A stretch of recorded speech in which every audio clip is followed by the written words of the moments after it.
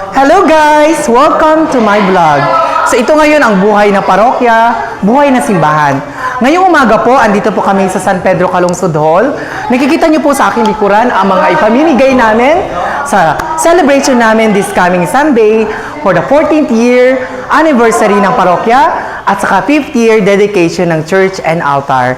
So, samahan niyo po ako guys, mapakita ko po sa inyo kung ano pang pamimigay namin. Meron kami mga assorted na mga umbrellas, iba-ibang kulay po yan.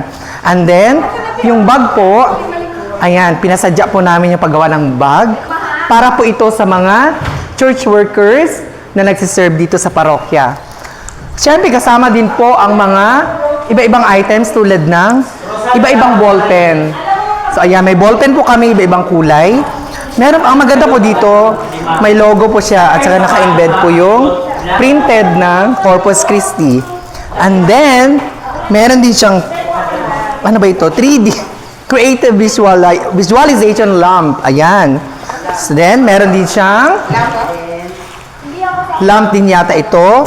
Of course, hindi mawawala ang salt instant coffee from Vietnam. So, courtesy of Father Joseph Son.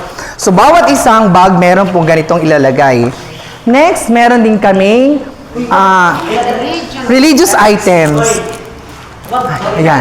Yung religious items, ayan, may crucifix. Ayan. Ayan, meron pang, kasi Corpus Christi kami.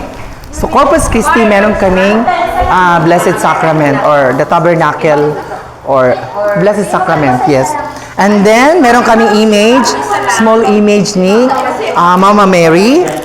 And of course, ito ang nagustuhan ko yung, ayan, yung pwede pong ilagay ito sa table.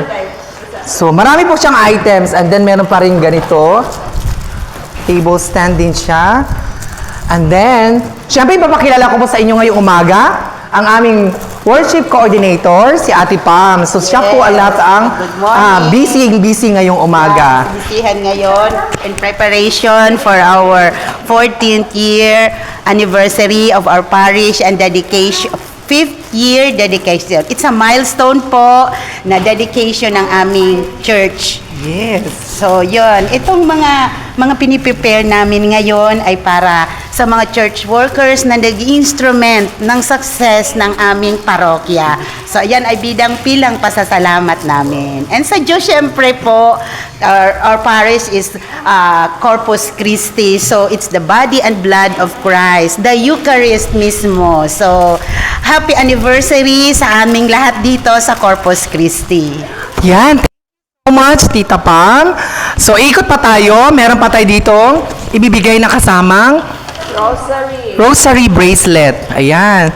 So, si Ate Nel naman, part naman siya ng, papakilala ko lang siya, si Ate Nel, ang Parish Finance Council. So, ayan, sa mga ano lang, sa Assistant Treasurer. So, nag-a-assist din si Ate Nel dito sa pag-prepare. So, gano'n siya ka-supportive. So, ano masasabi mo sa preparation natin this coming Sunday?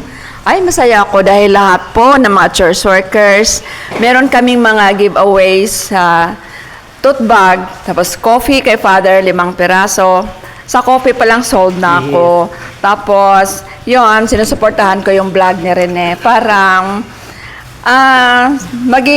dapat i-pray natin na magiging 1 million followers. Yes! Yes. Expect natin yan, Diyos. Yeah, Ina-expect yeah. talaga.